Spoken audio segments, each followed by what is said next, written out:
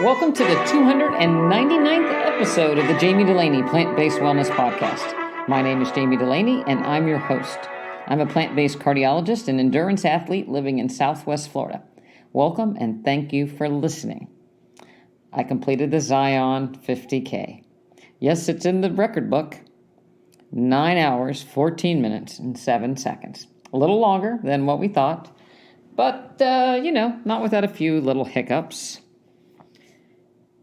But before we get to that, talk a little bit about my backyard garden. Everything looks great here in Florida. I've got a little bit of eggplant, 3 different varieties of peppers, tomatoes, basil, oregano, thyme, watermelons, squash, zucchini, cucumbers, radishes, and some beans going. How about me? All in the dirt. Yeah. I actually ordered some ladybugs from Amazon to help with the aphids. We'll see if that works. I am using some worm tea to also help with some pests and to regenerate my soil. And I've used some compost that we've made out of vegetables that we haven't used. So far, so good.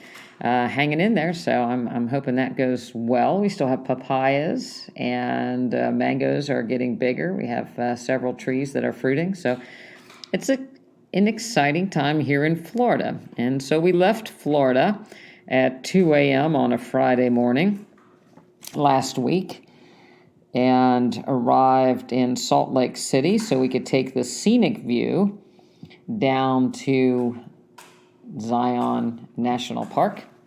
And 4 hours later, we arrived and checked in and got our bibs. They had a pretty cool, you drive by bib pickup, so you stay in your car and you go and you pick up your bib. And the views were absolutely beautiful. Up on top of the mesa, I guess, rock formations, all different colors. By the time we got there, there was the sun was starting to set a little bit, so all different colors of reds and yellows and oranges. Something that you don't see in Florida by any stretch of the imagination. It got cool that night, so we started the race the next morning at 7 a.m. at a temperature of 33 degrees. So things you might not want to do when you're getting ready to do an ultra, you might not want to arrive just the night before and give yourself some time to acclimate from 11 feet above sea level to about 5,000 feet above sea level. You might want to hydrate a little better. You might want to spend a little less time in the car, but life is what it is when you have a day job, and other family members. So we did what we can to make the best of a long weekend. So we flew in Friday, got up Saturday morning to race. Pre-race meal was a bar. I believe it was a maple waffle oh no, I take it back. I had a rice pudding, a vegan rice pudding, and a banana. And we headed off. Other thing you might want to do is if you're going to carry a vest with a lot of water in it and a handheld, you might want to practice with that beforehand. But I don't like to run with the vest down here in Florida when it's hot, so I didn't practice with that either. So I had my vest stuffed with 2 liters of water and maybe a liter of water. Can't remember what my water bottles each hold. They go in each side of the front of the vest, and a handheld of about 24 ounces. So it's probably 3 24-ounce bottles, about 15 gels, vegan waffle, maple syrup waffle little thing. It's kind of like a cookie, a couple other bars, and a rice pudding. So we started off our journey. It was a rolling start, meaning that the 50K started between 7 and 7:30, so anytime you got ready, you could go. There was a half marathon racing as well as a 100K and a 100-mile. In the 50K group, there were 569 people that towed the line. 21 people did not finish. The slowest time was 12 hours and 4 minutes, and again, my time was 9 hours and 14, so I wasn't last. There were younger people behind me. There were several also older people in front of me. So there was a wide range of people, but I think the oldest person was in their 70s in the men's side. There may have been a 73 or 74-year-old. The oldest woman was a 60-year-old running the 100-mile race. I think there was a 65-year-old in the 50K group too. So I'm getting up to the top of the age groups that participate in these things, but nevertheless, I feel like the younger people. So we started out down a road, 5,000 feet above sea level, and then you turn off of this road into what's called single track, which means that's basically a goat path, enough for one single person to run with, kind of sage bushes on the sides of the road, a little cactus here and there, and different kinds of rocks. There were limestone, hard rocks. There were boulders to climb up and down. There was slate to climb over. There were little rocks and big rocks. Most of the rocks didn't move. There wasn't a lot of gravel, so it was either dirt or jumping or climbing over rocks. And so it was a step up, kind of a continuous S-curve and step up type situation. Run a little bit, step up on a couple rocks, step down, run around the curve, step up, step down, step up, step up, step up, step down, run around a curve, and you're looking for these little pink flags in the first part of the course to mark the course as you're, transversing. And because it was single track, in the beginning, people kind of bunched up a little bit. So the etiquette of running a trail race is to pull off to let faster people go ahead of you. So you'd hear hoofbeats come up behind you, and when you heard the footsteps, got a little close, they would like to pass, and they'd say on your left, and you'd pull over when you could find a place to get off. Usually between the brush that were a little sticky, not stepping on a cactus, and get over and watch people pass you by, and then get back on. So it kind of made you want to run faster so that you wouldn't have to stop because, again, we're starting this race and everybody's really excited. So we probably ran a little bit faster in the beginning than we actually should have because we started just a little after 7, and so there was a bit of that herd of 569 people behind us. So we probably started in the front of the pack as far as the numbers of people starting, and so there was a lot of people that passed us early on. And it kind of made you want to run, like I said, you kind of run faster. So my heart rates got up a little bit higher than it should have. And I think my heart rate was probably a little higher just because of the altitude. And because we were running faster and because you had to watch where you were stepping and you didn't exactly know where you were going, you didn't really take much time to drink, which wasn't a great idea either. So we didn't take much time to eat or drink. So we pretty much got to the first aid station having not drank or eaten much. And that was about mile 9. And we also did a bathroom break, and there was actually a line for 2 porta potties. And the aid station was, kind of like a tent in the middle of nowhere. And it was funny. People just kind of like to hang out. It was like you came back into civilization. You kind of wanted to be around people for a little bit and converse and talk. And nobody was in a really big hurry. And it actually took us 26 minutes for the mile that included the aid station. So that wasn't the smartest thing either. But we really kind of needed that break since we've been kind of pushing it so hard. And it felt good. So then we went on about our run. And it's kind of funny. The aid stations had an electrolyte drink that, was just plain electrolytes, and water, no sugar or anything. And they had M&Ms and potato chips and cookies and pickles and bananas cut up into little pieces and Coke and ginger ale. I was promised salted potatoes, which I was really looking forward to, and not until the last aid station did they have any salted potatoes. So for the most part, we relied on our own nutrition to, get us through. I did have a peanut butter and jelly square. I had a couple of Lorna Doone Girl Scout cookies. I had some of the electrolyte drink and didn't really like that. Had banana, but for the most part, and then I had the potatoes at the end, and I had ginger ale and I had some Coke. Other than that, I just ate what I brought. Kind of got the giggles in the beginning of the race because it was so, every joint in my body got moved during this race. I mean, my ankles went every direction. Sometimes I felt like I was going to twist them a little bit. Your calves are stretched to the max. You're reaching up with your hamstrings, so you're bending your knee. You're extending down with your toes, so you're completely, pointing your toe going down rocks. You're using your arms. Sometimes you just had to use your hands to get up, so you're reaching out for your balance. So you used every muscle.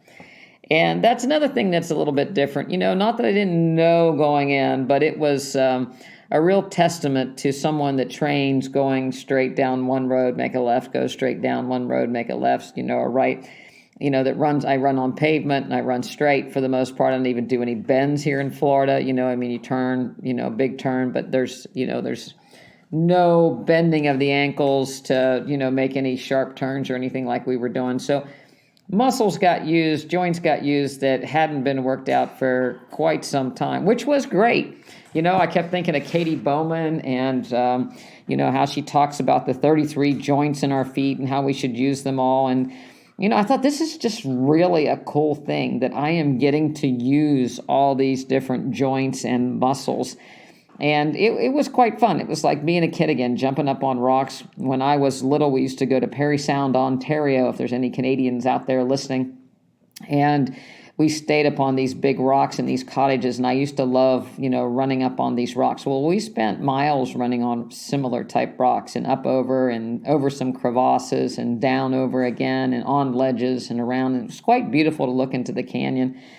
The weather was perfect. Started out at 33, but not a cloud in the sky. Warmed up quickly. I think it got 80 by the time the race was over for us 9 hours later. And, we met some people along the way and talked, and, it was great, but you didn't have much time. You'd stop and you look, and we did a couple photo opportunities where we took some pictures. But for the most part, you were looking where you're going to put your feet, where you're going to step next, looking for the pink ribbons. And then on the back side, after that first 8 or 10 miles, we went into a rocky area on a different ridge, and there was white dots. So you look for the white dots on the rocks that you were running on, and then the pink ribbons. And sometimes, 2 or 3 times, we kind of had to stop and look to see where we were going. We didn't miss anything more than, 10 or 15 yards. Michael actually did a great job navigating for everybody. In our little group, we ended up picking up 4 or 5 people behind us that had got lost. So he was kind of the leader of the pack, taking us up and around and over. At about mile 15, we actually took a break and sat down on one of those rocks and had another rice pudding. And that was probably the smartest thing we did all day long, because just sitting down for, 5 minutes and having some rice pudding was so regenerating. It's like when we trained for Ironman on the bicycle, and, you take a little break and you get off the bike and you have something to eat and you feel like a new person. And so the same thing happened here. We sat down, got up, and felt like a new person. Smarter people would have done that more than once, but, we didn't. We were on the clock, right? So we kept pushing it.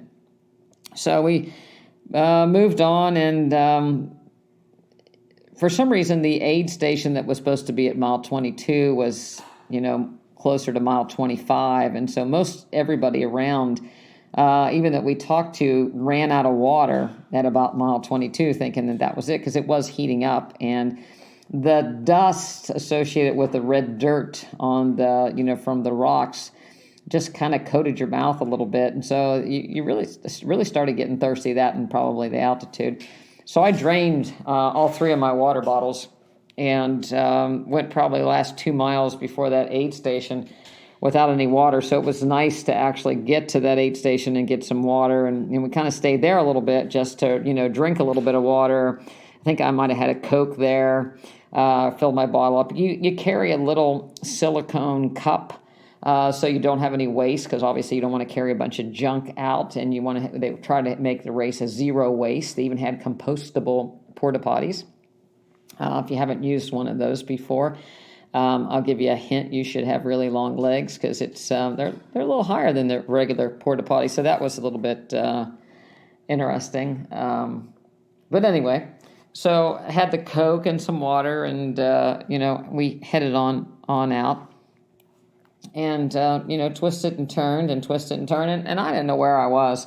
I mean, everything starts to look alike because it's like being, playing the shell game, and you're the shell, or you're the nut in the shell, that you're just running around in circles around the ridge of this big canyon, and it kind of starts to look the same. It's beautiful views, they're beautiful cliffs, but in between there's all these rocks. There was also a mountain bike race going on, and so every once in a while you run into these crazy mountain bikers that were riding on these rocks. I couldn't walk on some of these rocks and jump on them, and they were trying to ride a bike up and down them. We saw a couple spills.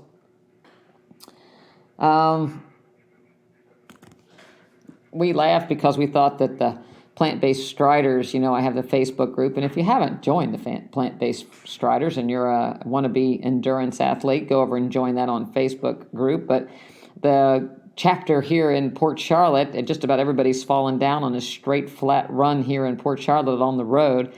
And I started giggling, and it's like, if we fall down during, that straight, flat road, what would happen to the plant-based striders if they were out here with me? And I was, pretty cautious about what I was doing because, between being narrow and being rocky and steep, there wasn't any place to fall that you weren't going to get injured. And I was kind of amazed, I guess because most of the people were younger, that there weren't any injuries, or at least I didn't see any injuries along the way. I didn't see any, signs of injuries. And I only saw one person in the aid station that they thought might have altitude sickness. But for the most part, I didn't hear of any injuries. But if you would have fallen down, I can't see how you could have not got injured. There wasn't really any place to fall that you wouldn't hit your head on the rock, or you wouldn't hit something on a rock. In my 50K race, there were 21 people, like I said, that didn't finish. To give you a little bit of a sense of, the technicality of the race, there were 309 people in the 100K race, which is 60 plus miles, and 92 didn't finish. And by the way, the 50K, which should be 31.1 miles, ended up being 33 miles. In the 100-mile race, there were 260 people that started and 97 didn't finish. So, it certainly wasn't an easy race for anybody. Majority of people were from out west, and, I'm not making excuses or anything, but we did have the chips stacked against us pretty good as far as doing something out there. Things that I was really happy about, one, to finish. We just had a great time the whole time. The weather was beautiful. We had a great time being outside. Like I said, we talked, we laughed. We met people. We ran on different terrain. You felt like a kid. So, no regrets as far as what we did. I guess I look back and, I'll talk a little bit about what could I have done better to make it a faster time. But there's only so much you can do when you have a day job and you live at 11 feet above sea level on flat roads. But anyway, things that went well. My shoes, I wear Ultra Lone Peak shoes. I'm not sponsored, probably never will be, but they were great. I didn't get any blisters. I used Exoskin socks. They're toe socks, and so I didn't get any blisters on my feet. Over the last couple of podcasts, I've been talking about, trying to pay more attention to my feet and my posture and keeping my weight back and trying to keep my toes spread out. And I really do think that practice, even on flat roads, helped me not to, curl my toes as much when I get tired. So when I curl my toes, my toenails kind of bounce off the shoe, and I end up getting blisters underneath my toenails. So that didn't really happen. I had one, that didn't really bother me any. So that was great. And we didn't fall down. And that was, again, it's pretty amazing with the way the terrain was that we didn't fall down.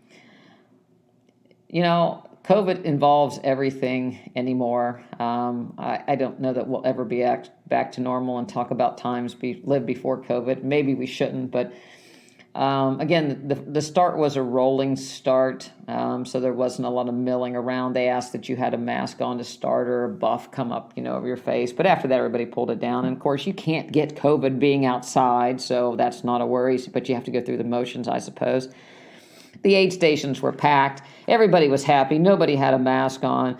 The people working the aid station were making Nutella and jelly sandwiches with their bare hands and throwing out chips. There was kids, there were dirt, there was water, and people grabbing the water tanks and getting their own water and stuff. And, that's what racing's all about. That's what's being outside, sharing microbes with other people, and you're running a race, and anybody's running a 50K or 50-mile race, pretty healthy individuals with a good set of microbes, so you might as well grab some and share some. And, I think it was great. So many people have been cooped up for so long to get out in the fresh air and, again, share some microbes with your fellow runners. I think that was a really, really, really great thing. Like I said, we caught up with some other runners that kind of had made a long turn and got to talking to a guy that had a young family, and it was his first ultra. And we had a great time. We met a fellow from Atlanta that was also struggling, and he was walking. We were on the last the last 25 and 33. So last eight or 9 miles, we were coming in, and we were getting pretty tired. We were walking more than we were running. We would try to run where you could run, but when you had to jump up on rocks and things like that, we'd pretty much lost the ability to run and jump. It was just walking and stepping up and stepping down. But there was one section where you went out along kind of like a Jeep path, a roadway that they took touring Jeeps through. And it's probably 3 or 4 miles, on a red dirt road. And we met up with this guy, and he was walking and kind of looking pretty poor. And we had decided that we were going to try to run 30 seconds and then walk a little bit, then run, pretty much 30-30, run 30, walk 30, run 30, walk 30. And we would just look at a bush and pick a time to go. And when he heard that we were doing that, he said, "Can I join you?" And he's like, "What are you doing?" It's like, "Well, we're running, just, trying to, add a little bit of speed, coming back into this lax section." And it was kind of funny. When we were going out on this section, it seemed like it was all uphill. But when we were coming back on the section, it did not seem like it was all downhill, and it wasn't. So it just shows you how different your perspective is, when you're changing directions. But anyway, we would say, "Well, how many intervals are you going to do like that?" And it's like, "Well, let's pick 7." So we would do 7 runs and 7 walks. And he's like, "Okay, you want to do it again?" So we say, "Okay, let's do 7 runs and 7 walks." And he starts like, he got really enthusiastic about it. He's like, "Okay, 1, and then we run, and he's like 2. And it's like, we did that, I think, 4 times. And we knew that at the end of this road, you made a right and you were at the finish line. But it seemed so much longer going down this road than it did coming the other direction. And finally, we saw this woman, and she says, "You're almost there." You hate when people say that. And he said, "You're almost there." And he's like, he's like, "Really?" And she's like, "Yeah, you got it." It's like, "Where's the right turn?" And she said, "It's just a quarter mile up the road. You make a right turn and you're almost at the finish line." It's like, "Are you sure? Please don't lie." And sure enough, that was true. We, about a quarter mile up the road and made the right and came into the finish line. And there was a lot of people there, and people were all happy and congratulating, everyone. And again, it's so nice to be around strangers that are positive, and everybody cheers for everybody. And we sat down in a tent when you crossed the finish line, and kind of tired, glad to get that vest off. It was, my shoulders were tired from, having the vest on that I wasn't used to. And, we were dusty and dirty, and people were, of course, got white hair, and people were congratulating us like, "Can't believe you lived." And so I don't know, we might have looked worse than we felt, but it was, we had a great time, and everybody, again, was very, very pleasant. So, what could I have done better? In retrospect, having done the marathon about 4 weeks ago, probably wasn't fully recovered, even though we ran that marathon very, very slow. It was still a marathon, and, we're just not used to putting that many miles together on a consistent basis. with COVID, we've just been running. I haven't been biking, haven't been swimming. So it's been a lot of running, and I've been, doing a lot of averaging, 50, 65-mile weeks. And I think that I think I peaked a little early. I think my best 50K would have been the day of the marathon as opposed to the day of the 50K, but that's just how it is. We don't train on trails. It's just not easy. I like to go out of my house in the morning and run. I don't like to take time to drive any place. I like to be able to take my dogs on their walk. And so we train on roads, and you lose a lot of, it's like my ankles didn't do near the things that I did with my ankles and my feet and my knees and quads on that race. I mean, it was very technical. I laid awake one night thinking about what I might do. Should I, do we really, the only thing that we can do is maybe run more of these and, use them as more vacation. They sure are fun. And, learn to run trails by running trails during races, and maybe pick 3 or 4 races throughout the year and, really try to run one hard and maybe just train on the other 3. I don't know. I even thought about, what kind of obstacles could you put in your yard, or where could you go to, do that kind of hill. I do have a staircase. I could put my vest on and put some weight in it and go up and down the stairs. That would probably help a little bit. Plyometrics would be a good way to train, because you need to be able to jump down, your quad. It's a bit of a quad buster, quadricep muscle buster, if you're not familiar with that, because of the down part, so you're bending your ankles and you're jumping down on things as well as pulling up. So my quads are pretty sore the next day. I didn't have much range of motion after that. We didn't know the course, and that could be good or bad. We didn't know enough to be worried. We also didn't know enough, having practice in something like that would certainly have been good. Knowing where we were going might have been better. I would have done more of that rice pudding. I think that really helped us. And like I said before, if we stopped along the trail and had that rice pudding maybe a little bit more, we might have done better and actually stopped less at the aid station where there really wasn't anything good for us to eat. We just stood around drinking water. But, just the way it is, like I said, when you have a day job, you're never going to be I started running when I was 40. Don't have much, golfing. I golfed at an early age, so didn't prepare me that much for trails. Certainly it didn't come in at the fastest of my age group. It didn't come in at the slowest of my age group. But, I had a great time. Nobody had, I don't think, any much better time than I had. And it was just so nice. We talked about it on the course. When people go places that are pretend, our Disney World or Disneyland or, fake places, you're really missing out. It was so nice seeing people with their kids out and hiking on different trails. It's so great to be out. You forgot about the world's trouble when you're out doing a trail race. When you're trying just to find pink ribbons and white dots and look at the beauty around you, you don't think of much else. So mentally relaxing, it just was such an uplifting experience.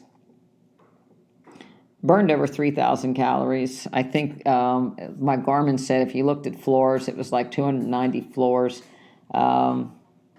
So, I think it was a pretty good workout for the day.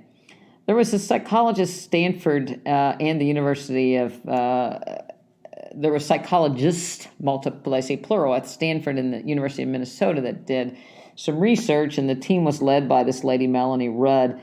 And she said, after experiencing awe, we are more likely to help others and are relaxed with life. There is a heightened focus on the present. And, I was reading that on the way back, and it's like, man, truer words were never spoken. I just think that, again, when you're in a situation that people help each other navigate, get food, the pleasantness, the relaxed nature, cheering for other people, it's just, I can't highly recommend doing an event like this or any endurance event. to experience people at their best as opposed to experiencing people that are stressed. And, I came back, even though my quads were sore, I feel regenerated. I've had this stress. I didn't know that I felt too stressed before I left, but certainly I feel a lot less stressed since I came back. And it was just, I can't wait to find another race to try it again. It's like getting on a roller coaster and being really afraid, and you can't wait to do it again. Still like to do the 50 mile. I don't know, when we were talking while we were out there, if you could navigate, it'd take a lot of practice to be able to navigate that trail in the dark and find those little ribbons. And it'd be a little bit eerie if you were by yourself. So I don't know if I have that dark part in me, but we'll see. You never know. I have talked about my Garmin watch and an app called a body battery before. When I had COVID, it went really low for a couple of days and kind of stayed there and then gradually came up. Well, after the race, the next day, my body battery went down to a 5 at the end of the race, and it went up to 11 for a little bit of time in the morning, the day after the race, and then just kind of hung at 5 the next day. And that's a sign of heart rate variability. And then the next sleep, I crawled up to a body battery of 57, and then I made it back to 100 the next day. But I got to kind of giggles over that because, it certainly did drain my body battery as far as, what we did that day. So, I do think there's something, the body battery with this Garmin app and the heart rate variability is very, very interesting to look at. So if you do have a Garmin device, kind of follow that. I have some of my members looking at that as far as their training and, what they should do. I'm still sore. It's Wednesday. The race was Saturday. My quads are still a little sore, but nothing, I know I did something, and I'm just walking this week. But I can't wait to start running. Again, I feel regenerated. I wish I could go faster. I'm going to keep training. I think that I can. I lost a lot of years early on when I was sitting and, I was laughing again to myself and thinking, when I was in medical school, I spent a lot of time in a chair. My mom used to say that I come to her house, I, wear out this particular chair because I just sit in it for hours on end reading. And so I was building my brain, but I wasn't building my cardiovascular engine. So by the time, I started running at 40, I had an old car that was in the garage for a long time, or a reasonable car that a mid-sized car maybe that I took out and started to train. So, we'll keep pushing this old car and see how much I can do. Again, it's fun. I can't wait to do it again. I can't wait to try. I think that the movement thing was just, what puts me in more awe than anything. To be able to move your body in so many different ways on a race is really a cool thing. It makes me love the trail, just because I guess I just did the trail, but it makes me love the trail maybe almost more than a regular marathon. So what do we eat? We had some Thai food when we got into Appleville around the Zion Park. That was really good. And we ate early in the day, so we just had some fruit in the evening. And I think that was good because, everything had cleared out. We felt really fresh the next morning. I talked about what we had on the run. The hotel, there's not much fruit in Utah, so I didn't have near the fruit I usually do. There was a little blueberry here or there, but, nothing to speak of, banana, apple. But not my usual giant bowl of fruit in the morning. So that was a little bit different. Didn't probably have the amount of greens that usually had, had some, but not the giant amount that I do here in Florida when I have my big giant salad every day. So that was a little bit different. We do try to eat Thai food most of the time, so we can get some spring rolls and some vegetables and tofu is really what we eat for the most part.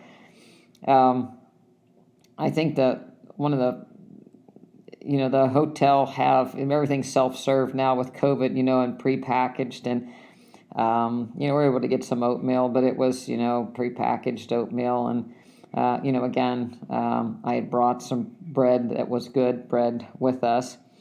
But looking at the hotels, it's a little disheartening of what sells. One of the hotels had, the self-service bar, and of course it's DiGiorno pizzas and Haagen-Dazs ice cream and chips and Campbell soup and oatmeal in a little box and cereal in bins and white bagels and eggs. That was pretty much the fare for most of the hotels we were around. And, nobody seemed to be too disappointed with that and seemed to be pretty happy with that. We did manage to find a pretty vegan place that we had like a really good, like I said, wrap with greens and fruit and tofu in it and veggie pizza we found, in the area. So we did manage to get some vegetables, even though it wasn't the amount that we normally get. I heard a flight attendant when I was leaving, sitting in the airport, and I heard him say that, he says, I want cheap and fast. I want a cheap and fast burger. And apparently he had forgot his lunch, and he was kind of complaining that, if he was going to eat at the airport, he wanted cheap and fast. And he was overweight. And, I thought that, that's probably not that uncommon that people look at cheap and fast as being a good lunch. They don't think about the quality of the food that they're going to eat. And, that's kind of where we need to change our philosophy. It's not about cheap and fast. And I hate when people say, nothing tastes good, or everything good was taken away from me, or I can't eat anything good anymore. And, I can't eat any junk food anymore is the way that should be translated. And really, what do you want? It's hard for me to feel sad for people that lose their ability to eat junk food. I think nobody has the ability to eat junk food, but when people say junk food was taken away from them, high fat, high cholesterol, high salt food taken away from them, thank God it was taken away from them, saving their life if they've decided to go plant-based and not eat that food. There are 40,000 vegetables to choose from. And a variety of, like I said, my garden, I can't wait to see the different colors with the eggplants and the different colored peppers and the tomatoes. Once you see that, stuff in a box just doesn't cut it. Fresh food trumps, any of this brown, high fat, high salt, high sugar stuff in a box. I just, greasy, cheesy. I just don't follow it at all. So, especially you're going to be outside doing in wanting to do to your max event. I would like to be doing these events, as long as I possibly can. I don't see an end in sight. I don't want there to be an end in sight. And I'm going to keep training so that I can do that. And part of training means eating and keeping my, health, because training, and doing the muscle work is one thing, but if you don't fuel your body correctly, you can't expect it to go on for long periods of time. And I think people that wear out not so much from the use and the poundage, as opposed that they can't clear the debris that they accumulate when they run and they pound. So if you're trying to recover on Doritos and beer and French fries, that's not going to clear out inflammation in the body. It's only going to add inflammation.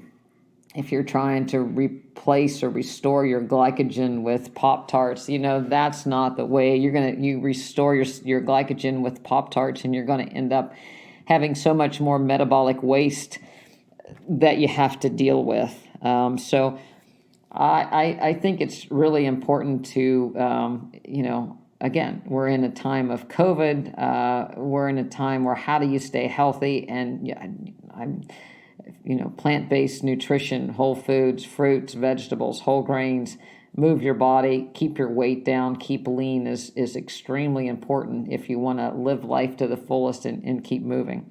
So that's the experiment that I'm on. I'm going to eat the best I possibly can and try to experience as many of these different kinds of races that I can. And I look forward to the next race. We don't have a next ultra on the books per se. We have the California International Marathon in December. They opened that race up. We have a swim run, same place in Texas in November. I would like to do another ultra before that, if possible. Probably not fast, but I'd like to do that again. We have signed up for the Treasure Coast Marathon in the spring. There might be a Boston Marathon there in the spring. Well, who knows? If depends on how things go with qualifying again and finding that. But I'd almost rather qualify for Boston Marathon than just to say I did it and then run another trail race, because I think that's even more of a challenge, and it's just the beauty of getting out in nature is next to none. So that's my story for the Zion Marathon, 50K Ultra, not marathon. And I hope you enjoyed it, took something away. If you have any questions, or if you're like, my age group and you want to do something like this, if you have heart disease or diabetes and you say, hey, I think I want to get off the couch and get better and you want some help, go over to drdulaney.com and check our website out. Addie and I would love to help you get into your ultimate physical shape with your nutrition and your exercise. We offer a variety of different programs for nutrition and health and training. So email me at Jami at Dr. Dulaney if you have any questions, and I look forward to speaking with you again and sharing some of my stories. Thanks for listening.